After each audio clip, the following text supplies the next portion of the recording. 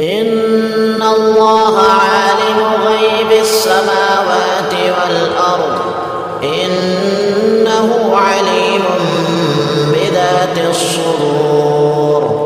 هو الذي جعلكم خلائف في الأرض فمن كفر فعليه كفره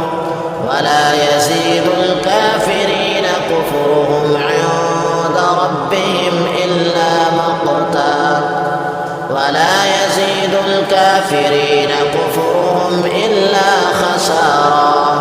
قل أرأيتم شركاءكم الذين تدعون من دون الله أروني ماذا خلقوا من الأرض أم لهم شرك في السماوات أم آتيناهم كتابا فهم على بينة منه